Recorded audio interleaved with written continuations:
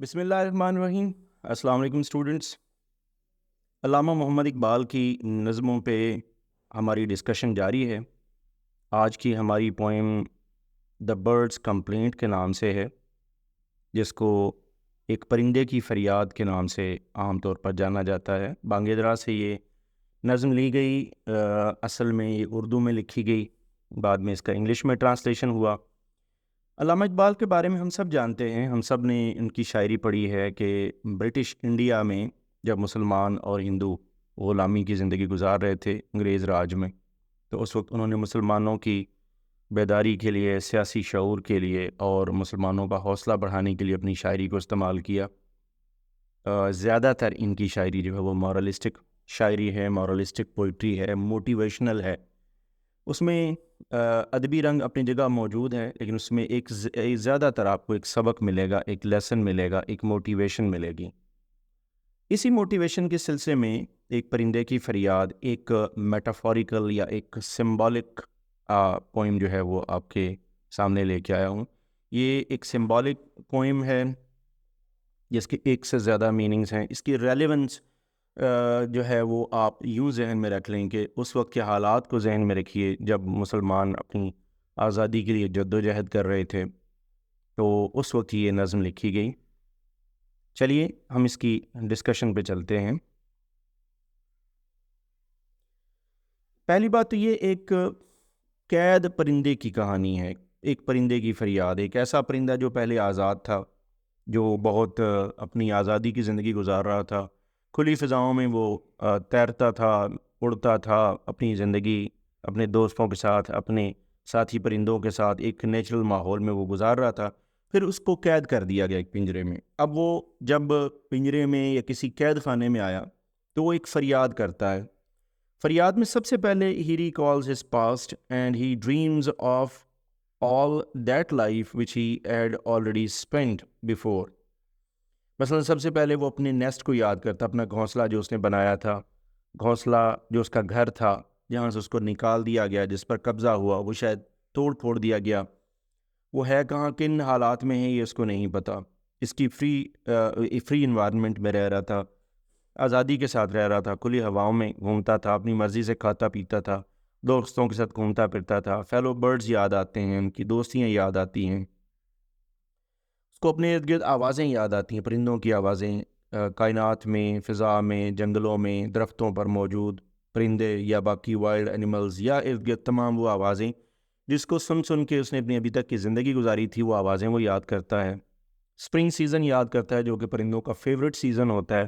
موسم بہار جب پھول کھلتے ہیں، گروتھ ہوتی ہے، پلانٹیشن اینڈ جو ویجیٹیشن ہے وہ اپنے عروج پہ ہوتی ہے، پھولوں کی خوبصورتی اپنے عروج پہ ہوتی ہے، اور ان کو دیکھ کر پرندے گیت گاتے ہیں اور اپنی خوشی کا اظہار کرتے ہیں اور اپنی آزادی کا اظہار کرتے ہیں، تو یہ ان دنوں کو یاد کرتا ہے۔ اس وقت ایک خاص ایموشنل کنڈیشن ہے اس برڈ کی۔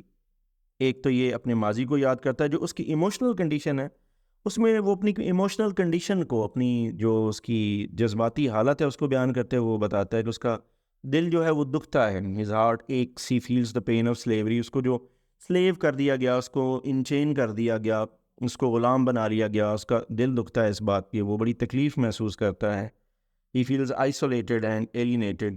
وہ اپنے آپ کو اکیلا محسوس کرتا ہے، وہ اپنے آپ کو دوسروں سے کٹا ہوا محسوس کرتا ہے، باقی سب دوست بہت دور رہ گئے، اب وہ اکیلا ہے، قید میں ہے، ایک بڑی بے یار و مددگار زندگی گزارا ہے۔ there is a helplessness in his grief۔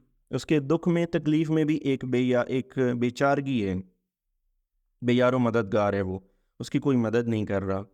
he addresses the listeners to request them۔ اور وہ اپنے جنہوں نے اس کو قید کیا ہے، وہ ان سے ریکویسٹ کرتا ہے کہ وہ اس کی فیلنگ کو سمجھیں، اور ان سے and he begs his master to free him.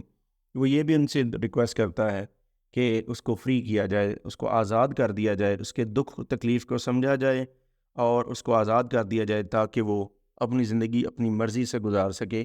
وہ زندگی جس کے لیے وہ بنا ہے، وہ پرپز آف لائف جو اس کا ہے، اس کو وہ پورا کرنے کے لیے اس کو آزاد کیا جائے، تاکہ وہ اپنی زندگی نارمل انداز میں گزار سکے۔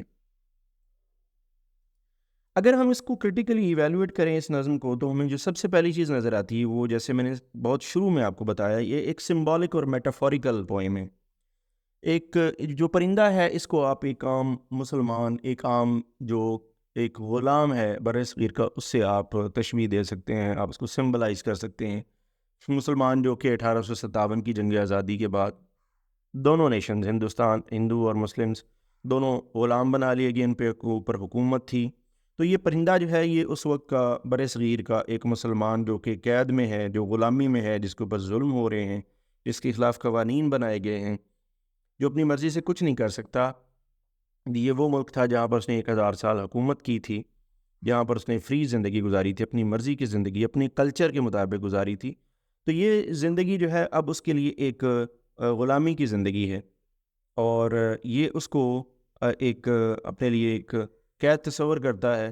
تو یہ ایک سمبولک پوئم ہے، اور جو اس کی فریاد ہے وہ ایکچولی اس کی خواہش ہے کہ اس کو آزاد کر دیا جاتا ہے کہ وہ اپنی زندگی دوبارہ اپنی مرضی سے گزار سکے. یہ کنفائنمنٹ جو ہے، یہ اپنی slavery, confinement is slavery of the time, جو اس کو قید کر دیا گیا ہے، یہ اس کی غلامی ہے، جیسے کہ ان کے اوپر حکومت مسلمانوں پر ہو رہی تھی. Themes of freedom and confinement are there. یہاں پر ایک نہ صرف یہ کہ مسلمانوں کی یا ہندوؤں کی یا بس سب کانٹیننٹ کے لوگوں کی رہنے کی جو آپ کہہ لیں بات ہو رہی ہے، بلکہ ایک یونیورسل فنامنا بھی ہے. کوئی بھی انسان، کوئی بھی پرندہ، کوئی بھی جاندار اپنی آزادی پر کوئی کمپرومائز نہیں کرتا. وہ چاہتا ہے کہ اس کو آزاد رکھا جائے. وہ اپنی یہ ایک فطری خواہش ہے آزادی کی، جو سب کے اندر ہوتی ہے، اور وہ اپنی خواہش کا اظہار کرتا ہے.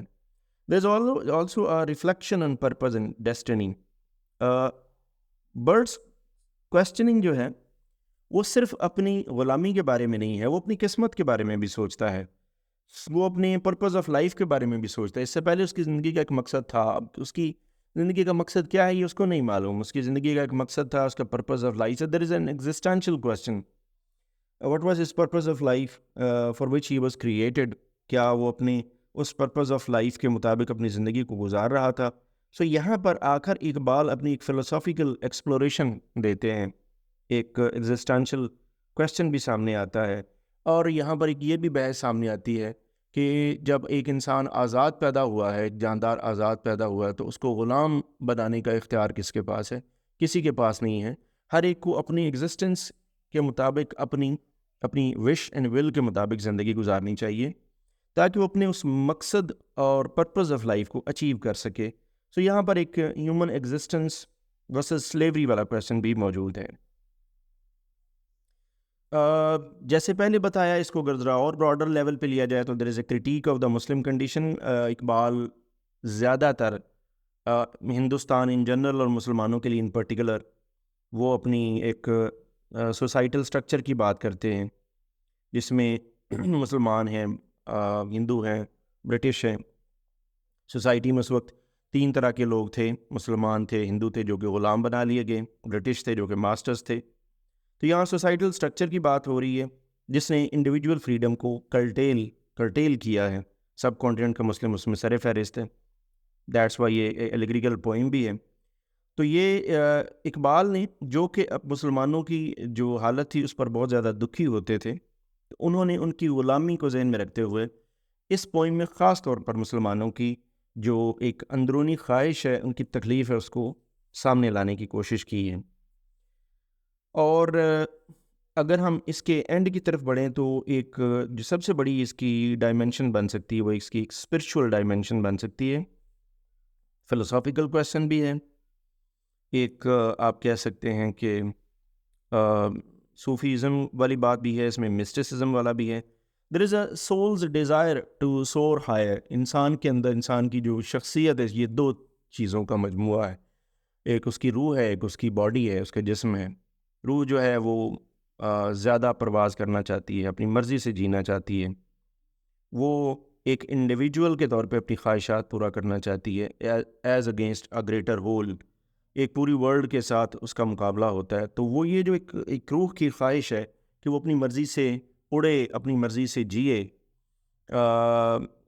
اور وہ ایک بعض اوقات جسم کی قید میں بھی ہوتی ہے. تو جسم کی آزادی جسم سے آزادی کے لیے بھی روح جو ہے وہ تڑپتی ہے اور اپنی آزادی کے لیے بات کرتی ہے. دوسرا اس کی ڈائمنشن یہ بھی بن سکتی ہے کہ جب ہم مسٹیسزم کی بات کریں یا روح کی جسم سے آزادی کی بات کریں تو یہ ایک کویسچن آف سیلف اویئرنیس ہے. سو ان شارٹ اقبال جو ہیں وہ یہاں پر سیلف اویئرنیس اور پرسیوٹ آف اسپرچول ایلیویشن کی بات کرتے ہیں, روح کی آزادی اور ایک جو شخصی آزادی ہے اس کے بارے میں. یہیں ہم اس کو فائنلی کنکلوڈ کر سکتے ہیں, keeping in mind all these themes and the issues. آپ انہی جو تھیمز ہیں انہی ایشوز کے اوپر بیس اپنی کویسچنز جو ہیں وہ بنا سکتے ہیں. یہیں ہم اپنا اس لیکچر کو کنکلوڈ کرتے ہیں. اس سے ریلیونٹ کوئی بھی انفارمیشن اگر آپ لینا چاہتے ہیں, کوئی کامنٹ کرنا چاہتے ہیں, کوئی کویسچن پوچھنا چاہتے ہیں تو ضرور پوچھیے. Thanks for watching.